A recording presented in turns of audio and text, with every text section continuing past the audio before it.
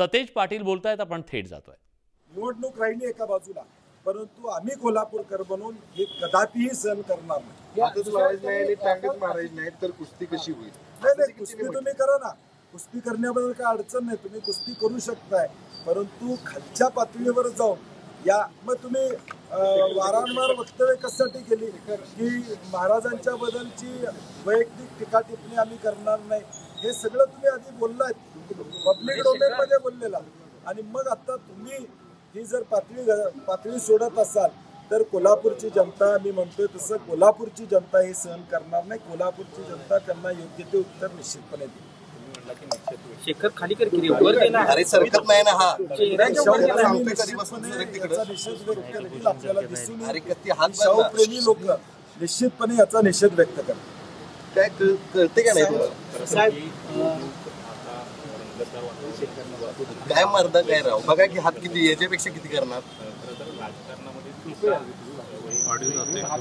त्याला सांगायला लावले सर तरी सरकत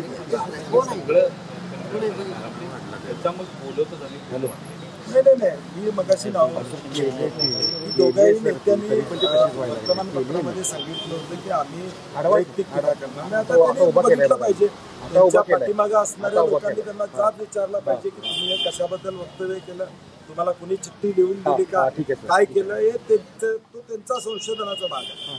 आम्ही स्पष्टपणे कोल्हापुरी भाषेत त्यांना उत्तर द्यायची वेळ आली तर आम्ही उत्तर कोल्हापूरकर निश्चितपणे देतील, आणि त्याचे पडसाद संपूर्ण जिल्ह्यात नाही तर महाराष्ट्रामध्ये जे पडसाद उमटणार।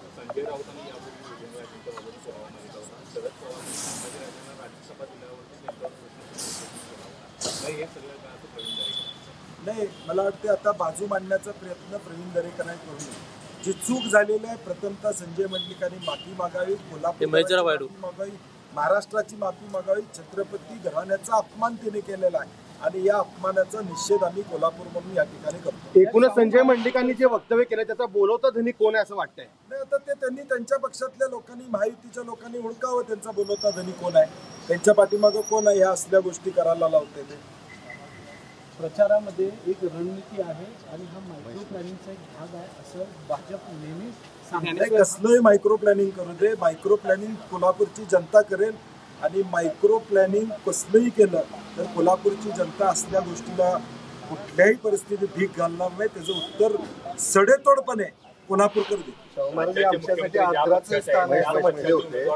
वाटतं आता सगळ्यांनी, राज्यातल्या मुख्यमंत्र्यांनी सगळ्यांनी दखल घ्यावी याची, त्याच्यावर त्या ठिकाणी खुलासा करणं अभिप्रेत असणार आहे आम्हाला। शाहू महाराज आमच्यासाठी आदराचं स्थान आहे असं म्हणत होते आहे। नाही, मग आता त्यांनी याचा खुलासा करणं गरजेचं आहे।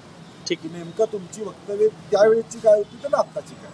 ही निवडणूक एका वेगळ्या वळणावर निघाली असं वाटत नाही का? सुरुवातच खूप सुरुवात त्यांनी केलेलं आहे, त्याचा एंड आम्ही निश्चितपणे जनता कोल्हापूरची त्याचा एंड करेल।